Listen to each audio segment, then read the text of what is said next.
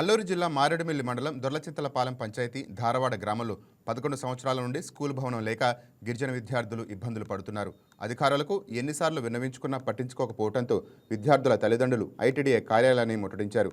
గతంలో ఉన్న పాఠశాల భవనం 11 సంవత్సరాల క్రితం కూలిపోవడంతో నాడు నేడులో భాగంగా 25 లక్షలతో కొత్త భవనం నిర్మాణం ప్రారంభించి మధ్యలో ఆపివేశారని, ఇరుకైన రేకుల షెడ్లో విషసర్పాల మధ్య ప్రాణభయంతో విద్యను అభ్యసించలేకపోతున్నారని తల్లిదండ్రులు ఆవేదన వ్యక్తం చేశారు.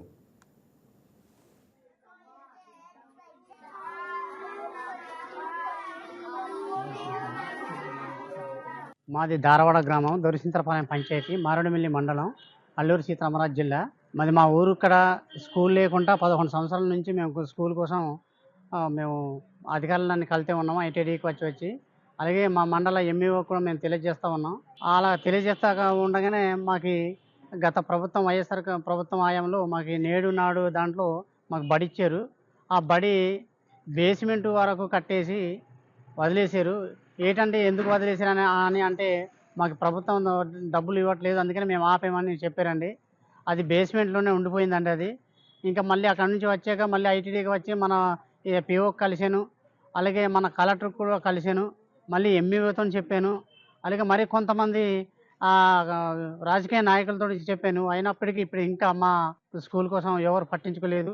ఈ పిల్లల తల్లకందరూ తీసుకువచ్చి ఇప్పుడు మళ్ళీ పిఓ దగ్గర పెట్టానండి. మరి ఈ పిఓ దగ్గర ఇప్పుడు పెడితే నేను ఒక వారం లోపు దీని మీద చర్య తీసుకుంటానని చెప్పారండి. మరి అలా చర్య తీసుకొని మా బడి కట్టిస్తే మా విద్యార్థులని విద్య నేర్పడానికి పంతులు బాగుంటుందండి. మా ఊరిలో 42 మందికి విద్యార్థులకి 2 పంతులు అండి. ఒక రోజు కూడా విడవకుండా రోజు వస్తుంటారు. వాళ్ళు ఆ అద్దెకి తీసుకున్న రూమ్లోనే వాళ్ళు ఆ ఇరుకు సందులోనే 1వ తరగతి నుంచి 3వ తరగతి, 4వ తరగతి, 5వ తరగతి వరకు ఉన్నదండి. అన్ని తరగతుల పిల్లలందరూ కూడా ఆ యొక్క రూమ్లోనే చదువు నేర్పుతారు మా రెంట్కి తీసుకున్నటువంటి ఆ రూమ్లో.